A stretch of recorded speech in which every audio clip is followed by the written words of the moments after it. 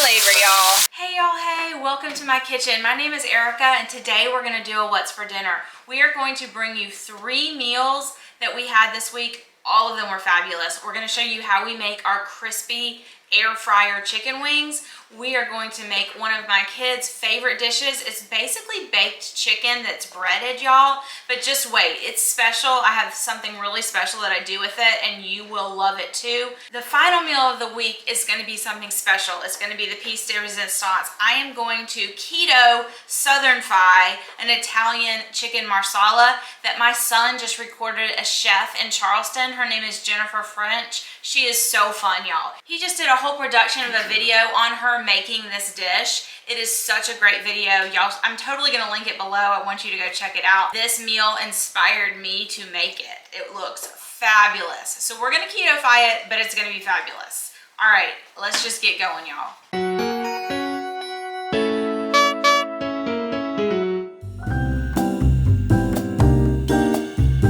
Okay, we're gonna make some chicken wings for dinner tonight. We're totally just gonna air fry them. I think they're best in the air fryer. Using some baking powder, about 2 tablespoons, because we have 2 huge packages of wings. And I'm just using this chicken scratch grilling dust because someone gave it to us and we need to use it up. So this is gonna be the base and then we'll flavor them again when we take them out. The baking powder helps make them extra crispy. The first thing you do is dry them as well as you possibly can. I used a ton of paper towels and dried them really well. Now we're just gonna toss them in all of this and then we are going to air fry them.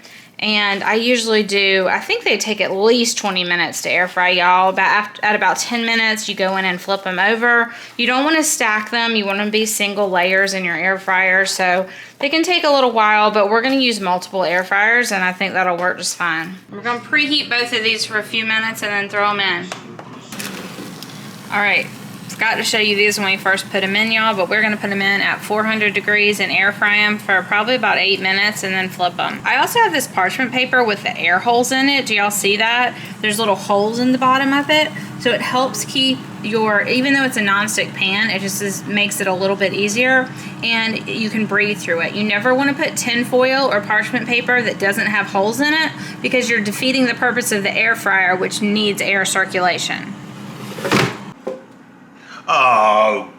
Uh-oh. Jason in charge in the kitchen. I think he burned the bacon, y'all. Oh my. It smells burnt. It's bad. Is it real bad? It's really bad. All right, pull it out. Let's see. This is why I can't do multiple things at one time. Multitasking is not Jason's forte, y'all. The dogs are going to have some crispy bacon. Oh. There's a couple pieces on the outside. Oh. Dog food.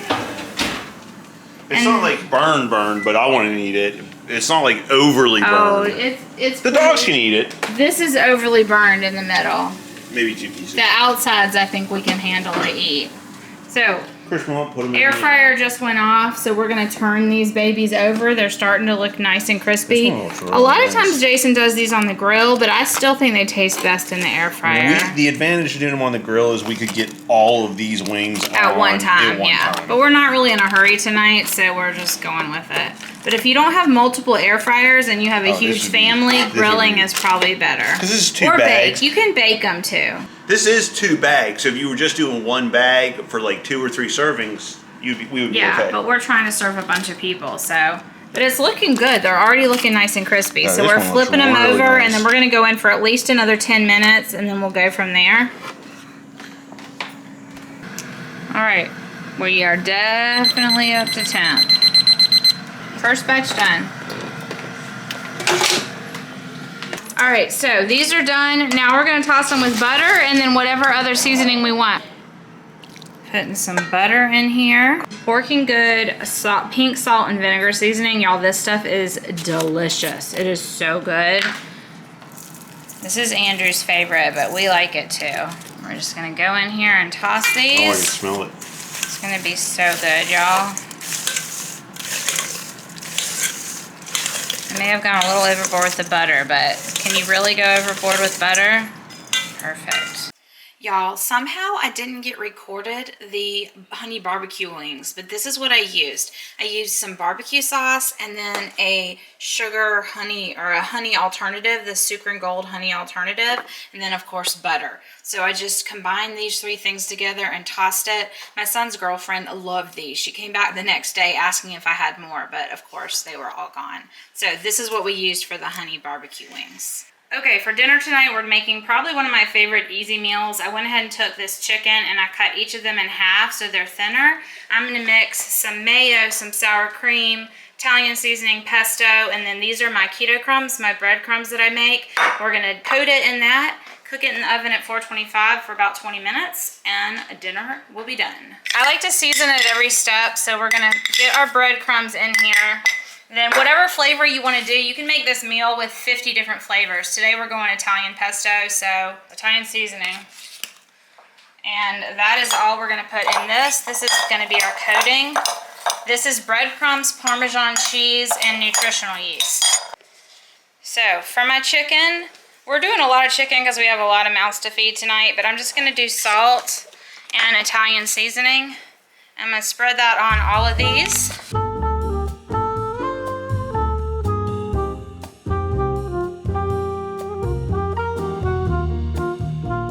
Does it smell good, buddy? Does it smell good to you? They love the pork rinds. All right, so over here, mayonnaise, sour cream, equal parts each. You could use Greek yogurt if you're trying to save on fat. And we're gonna do about 2 big spoons of pesto. That's gonna be the main flavor component of this one. And we're just gonna stir this up. All right, now assembly line, here we go.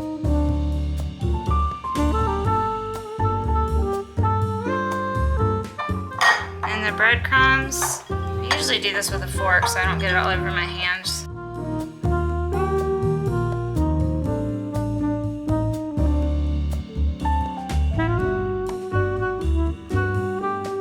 That's it. Put it on the parchment lined baking sheet. We're gonna do 425. I'm just gonna do the rest of them and we're gonna cook. All right, y'all, we're gonna put this in a 425-degree oven.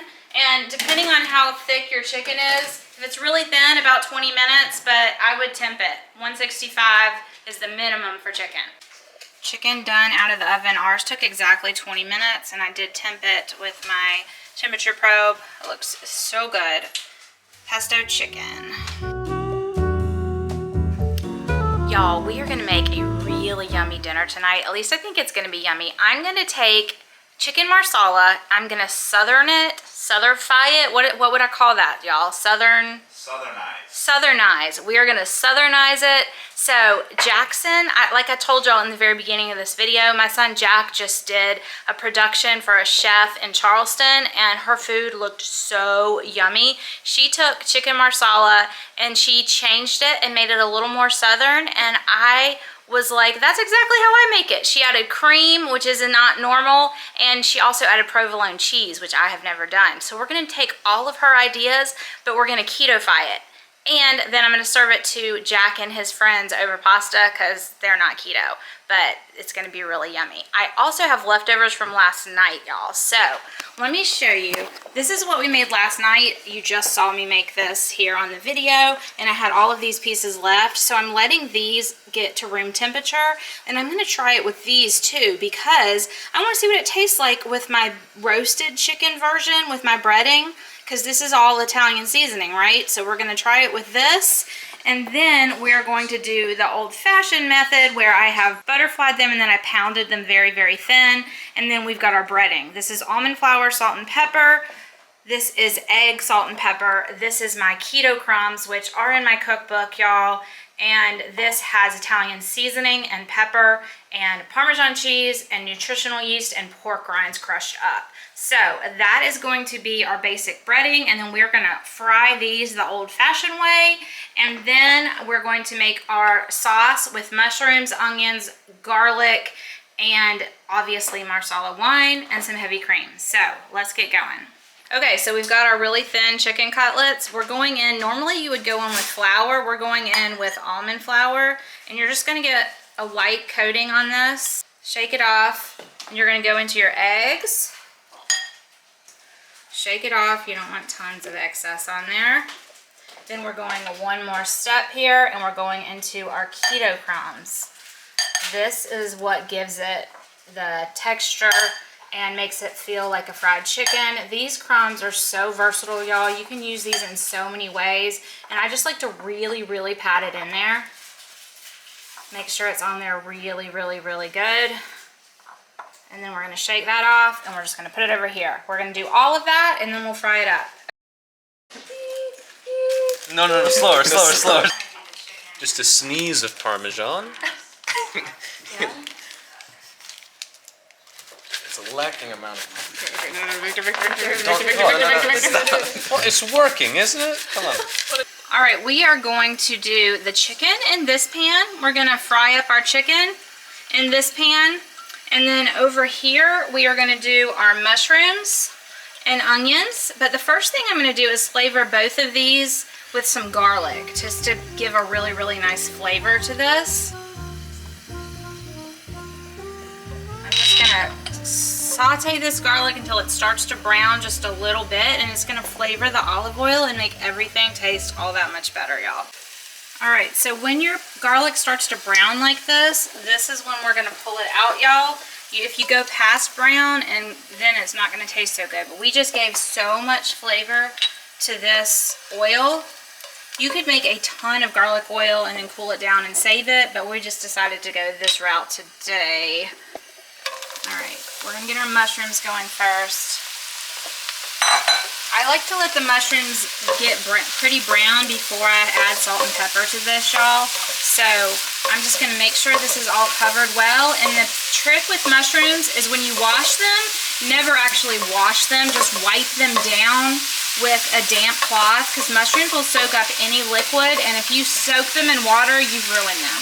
So also, you don't want to salt and pepper them till closer to the end either. So once we get everything covered, we're just gonna let these sit and go. And while that's happening, we'll do our chicken. I just dropped a little mushroom in there so we could see if it was done. If this was, you want it to be really, really boiling, not boiling, sizzling. We want it to be sizzling. So now we're gonna go ahead and place our chicken in. You never wanna overcrowd your pan, so this is gonna have to go in segments. If you had another pan, you could do multiple pans at one time, y'all. But we are just gonna go with, I think we're gonna try and do 4. And we're not gonna touch it for quite a while. We're just gonna let that fry up.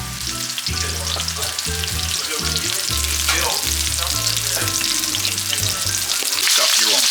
Done on one side, we're gonna flip these over, and then I'm gonna put them onto this pan here, and we'll put them in a 325-degree oven just to warm through and finish cooking all the way. Mushrooms let off a lot of liquid, so I'm leaving that alone. I have this on high. As the liquid dissipates, then we'll get some really nice browning on our mushrooms.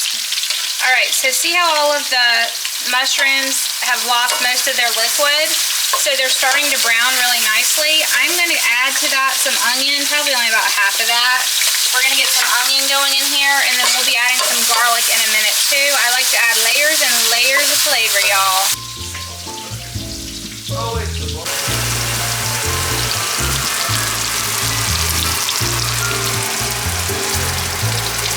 All right, we're gonna take this chicken. I'm putting it in just at 325 to let it finish cooking through. It should be almost done while we work on our sauce. Okay, so our mushrooms are done. We're just gonna put it into our chicken bowl because I don't wanna lose any of that goodness on the bottom of the chicken here. So we're gonna move this over because we're gonna make our sauce, but then we're gonna put our chicken into this, so we need room for it. I may actually have to do 2 of them because we're making a lot of chicken, y'all. We're gonna add some butter, y'all. Butter makes everything better. We're gonna add some butter. That's gonna be the first building of our sauce. And then we're also gonna add some garlic. That is really, really finely minced garlic. I've got this over a medium-low. This pan was already screaming hot though because we fried in it. So we need to work a little bit quickly, y'all, because if you burn your garlic, we gotta start all the way over. And I really, really don't feel like starting over. Okay, going in with a little bit of salt. It's the first salt I've used today, y'all, and then we're gonna go in with some Marsala wine.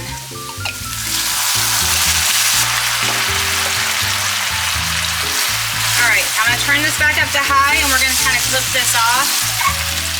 I'm not gonna do the whole fire trick because I really don't want to burn my camera. It'll still cook off.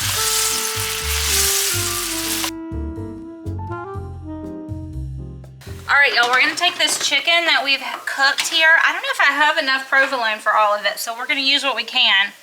And I barely got all these on here, so they're gonna overlap a little bit, but we're gonna cover these with provolone. Ooh, that's hot. Y'all, I'm gonna melt my face off today. We're just gonna cover these all with provolone cheese. There's a little baby, so she's just gonna get a little bit. This will probably be done about the same time as the sauce, y'all.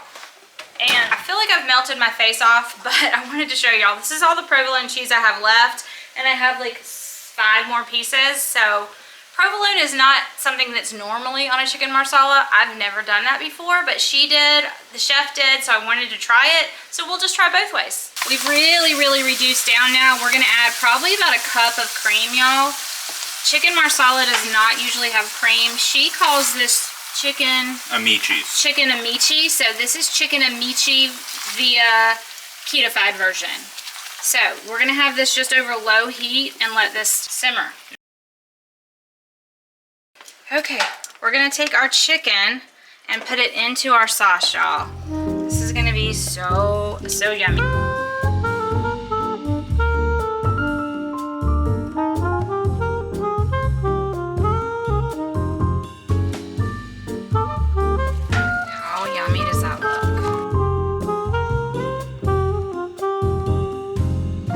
I always say I wish we had smell-o-vision around here. Wish that was a thing. Oh! Ow! Oh! Ow! Ow! All right, so there is our sauce, y'all. I'm gonna cover this and just let it simmer. I don't want to lose any more of the liquid to the sauce, so I'm just gonna cover this and let it simmer. Okay, we are gonna go ahead and plate one of these guys up. So we've got some linguine for those that are non-keto, and there you have Erica's version of chicken Amici. There you have Erica's version of chicken Amici, ketofied. Pretend those are keto noodles. You can totally buy keto noodles, but we're using real ones because I'm serving teenagers. Okay, so what do we think? Good? Heavenly? So it's good. amazing. Oh my God. Yay, Yeah. I'm so glad. There's a reason I'm always voluntarily your test subject. Thank Everything you you. make is so good. Thank you so much. You think so too, Hank? It's not for you. You can't have it, buddy.